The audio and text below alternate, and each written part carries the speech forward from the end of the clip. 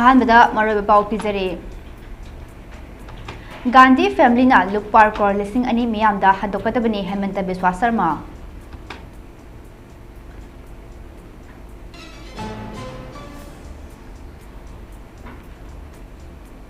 सही सिदा नोंग मरंग काइना चुगनी IMD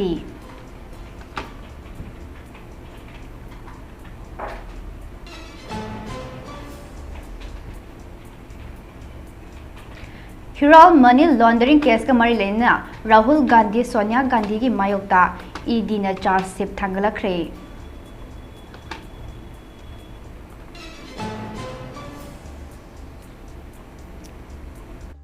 जम्मू काश्मीर सिक्योरिटी के अपुनबा टीम अमना एंटी टेरर ऑपरेशन चथबदा टेररिस्ट अनि सिरे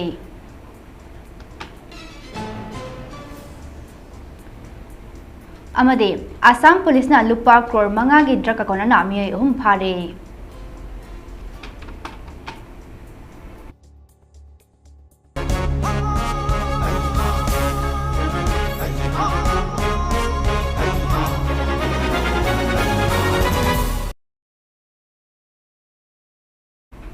खुरमजरे ममी टीवी ना संदोकचबा नेशनल अमदी इंटरनेशनल पाउ मी एंग ताबिरि बापुम नमकपो एलिना मुतुमना तरामना ओक्चरे पाउ संदोकना पिजरे गांधी फैमिली ना ED के केस मायोक नरगनी मकोई लो न यादबा मोंगदा तांसिन की बा लुपा क्रोर लिसिंग अनि मियामदा हंदोकदबनी हाइना आसाम के चीफ मिनिस्टर हेमंत बिस्वा शर्मा फोंदोक्रे ngasi press conference amada Himanta Biswa Sarma हाइखे गांधी फैमिली ना अहानबदा लो न यादबा मोंगदा लुपा crore यांखैगे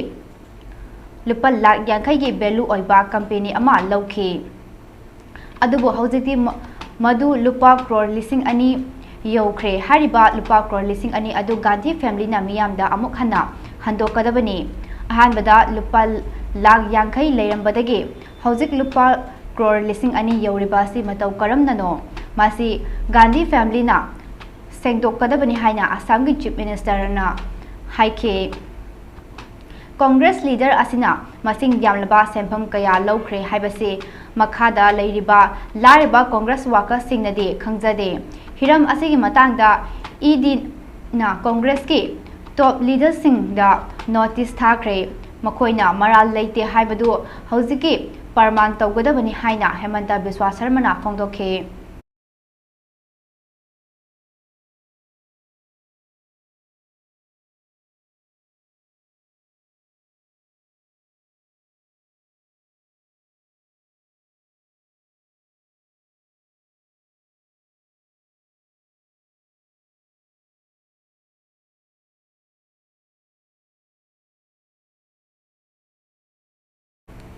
national Herald money laundering case का मरी लेना सेंटर के एजेंसी अमा ओरिबा इन्फोर्समेंट डायरेक्टरेट ED ना ऑपोजिशन लीडर राहुल गांधी सोनिया गांधी अमदी इंडिया ओवरसी कांग्रेस के चीफ साम पिताट्रोगे मायोक्ता चार्जशीट थांगलखरे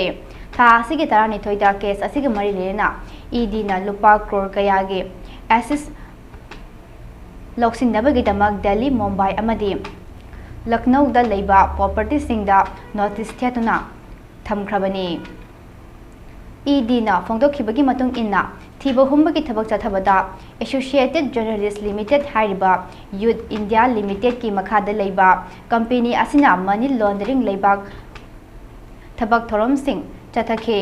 कांग्रेस लुचिंगबा जयराम रामेश ना फोंदोखिबदा ED की थोंग असे ओपोजिशन बो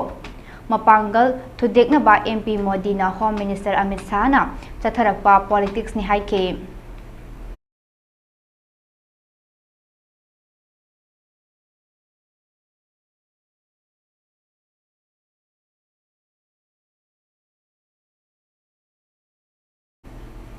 जम्मू काश्मीर के कठुआ डिस्ट्रिक्ट सिक्योरिटी के अपुनबा टीम अमना एंटी टेरर ऑपरेशन चथबदा टेररिस्ट सिंगा खुद थोकनबदा थोकदोक्ता टेररिस्ट अनि सिरे हाइरे वफम आसी कठुआ डिस्ट्रिक्ट के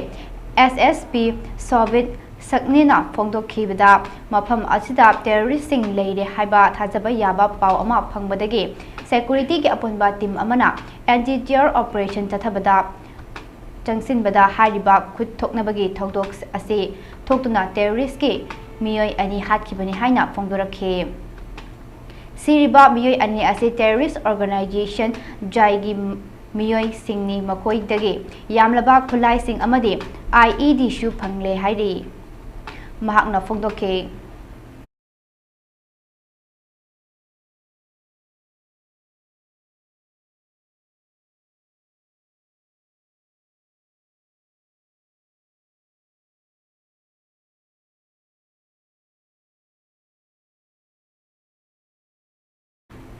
चलिबा चाही असिदा इंडिया की मफम अयामबदा चांगचत खरा हेन नोंग तारगनी हाइना इंडिया मेट्रोलॉजिकल डिपार्टमेंट ना फोंदोखरे IMD ना फोंदोखिबा वाफम असिना एशिया गे अहुम सुबा क्वाइदिगी चावा इकोनॉमी ओरिबा लेबाक असिदा चाही असिगी ओइना एग्रीकल्चर अमदी अतोपा फम सिंगे पोथोक फगत हनगद्रा अमदी लेबाक असिगी इकोनॉमी फगत हनगद्रा हाइबगी वहंग हंगलकले हाइरे इंडिया की ministry of earth science secretary ओरिबा सेक्रेटरी ओरिबा M रविचंद्रना फोंदोखिबदा चाही खुदिंगे जुन थागी अहानबा चयोलदा केरलादा हुमजिलकपा अमदी सेप्टेम्बर थादा अमु खुमदोरकपा मुनसुन चाही असिगी ओइना चादा चामगा सुपना मंगा रोंगे चांगदा चांगततगी खरा हेना लाकदोरी हाइना IMD की रिपोर्ट असिना मखा तारकले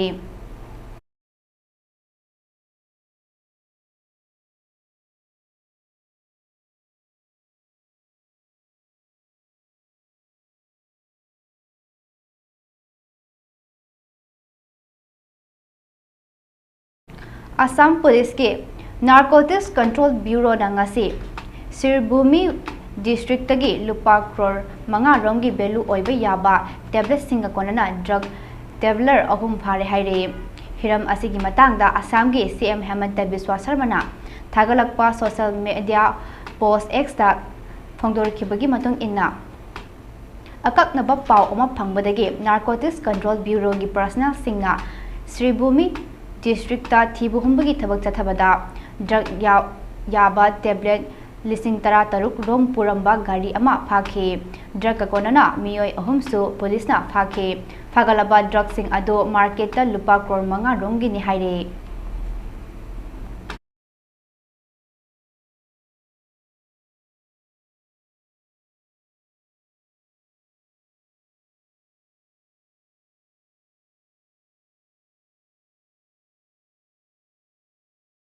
की मरक थना अतैम ब्रेक अमतंग लौजरे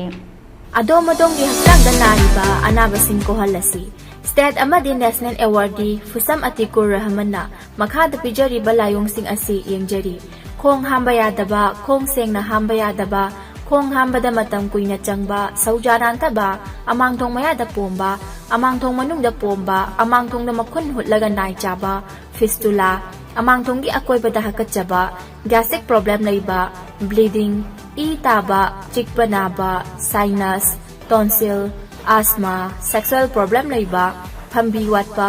फिंगौ चटपा थागे खोंकाप चांग नाइदबा सिंगली नाउरी सोनबा ख्वांग नाबा ngaksa mari naba asina singba sing laying jari ba mafam singdi Bismillah Hotel Building first floor opposite oil pump hatta Imphal Bisnupur Bazaar Yaripok Bazaar akupa marol gidama contact tawbiyu 7085184974 amuka hana 7085184974 laying jari ba matamdi ayuki pung 3 tagina nungdang wairanggi pung 3 fawo oigani break की मतुंगदा मखाताबा पाव अमुहना तामिनरसी supreme court नंगासे AIM की लुचिंगबा Asaduddin OIC यावना Waqf amendment act लिसिंग अनि कुनगमंगा असे constitution की ओइबा चना कांगलोन लई लेते हाइना थारकपा casing अदुगी hearing तौरबा याय हाइरे चीफ जस्टिस संजीव खन्ना अमसुंग जस्टिस संजय कुमार अमसुंग जस्टिस बी विश्वनाथन यावबगी JJ अहुम की बेंच अदुदा हौजिक फावदा पिटिशन तरा की हियरिंग तौनबा थोखरे हाइरे OIC की प्ली अदुगा मथक्ता कोर्टा का AAP की लुचिंगबा Association for the Protection of Civil Rights अरसाद आदामी Samantha Kerala, Jahiyatul Ulema Arjun Khadari, Tayat Khan Salmani, Muhammad Salfi, Muhammad Jal Faljuraman Amadi,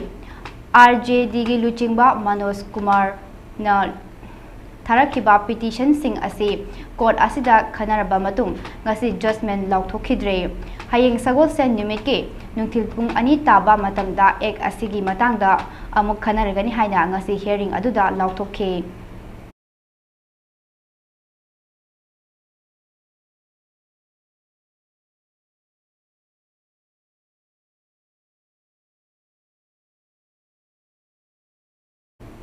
Asamge Silchar Town da Wharf Amendment Act Lisingani Wangmagi Mayokta Chatharakiba protest amada yauba miyoi singna police ta nungna tharubagi maralda miyoi teret police na fare haire hojik leibak asigi mafam kayada ek asigi mayokta yaningdabagi khongjang pak sanna chatharalibani paugi source amagi matung inna haukiba nongmaijing numita Silcharge Berenga area da masing yamlaba musing community ge miyoi sing da Wharf Amendment Act Lisingani Wangmagi bo yaning da ba phongdok na protest tawkhe protest aduda yauba miyoi sing na mafam aduda duty tariba police personnel sing da nungna thajinduna attack chathakhe official sing degi phangba paugi matung inna nimit aduda chathakhiba anti Wharf Amendment Act Lisingani Wangmagi rally adu mangjongna authority dagi permit laukhide rally aduda saruk yakiba miyoi singna ek ase repeal tawnaba kholau kaya laukhe iraicha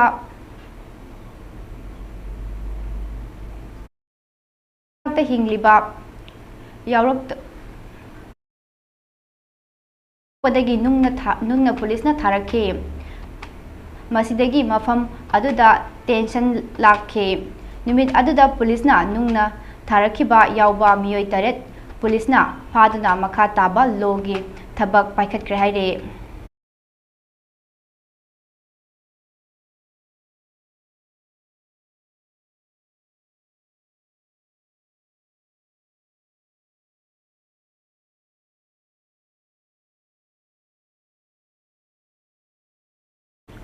Awang nongpok lamdamgi leijariba magun sing malemgi leibak singgi leingak singda ningthina khanghanaba External Affairs Minister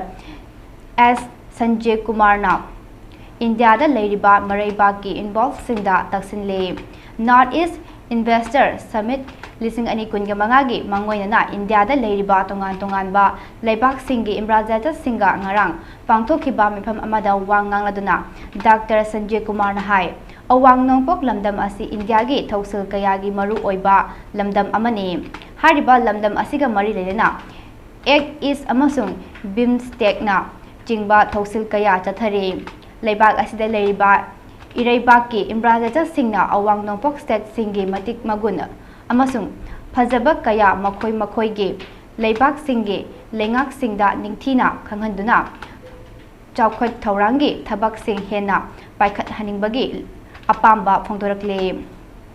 Dr. Sanjay Kumar makha tarduna awang nongpok lamdam asi tongan ba leibak mangaga yumdon nare Asian leibak singdegi marakta faunabagi thongsu oire Indiana leibak sing asiga hena aphaba mari thamnabagi pandamda Trilatan Highway amasung Kala Dan project na jingba thabak kaya paikhalakle haina su makha takhe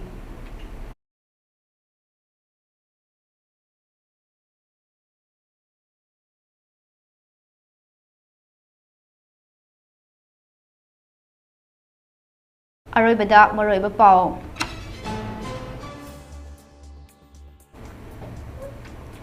Gandhi family na lupa crore lising ani miyamda handokadabani Hemanta Biswa Sarma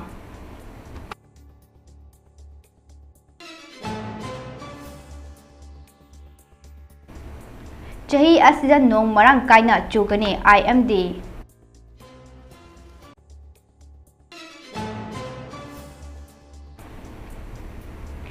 Herald money laundering case ka mari lena Rahul Gandhi Sonia Gandhi ki mayokta ED na charge ship thangalakre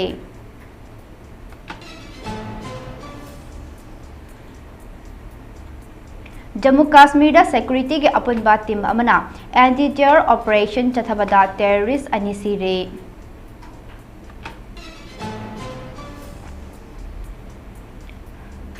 अमदी Assam police ना लुपा crore मंगागे drug कोना मियाई अहुम फारे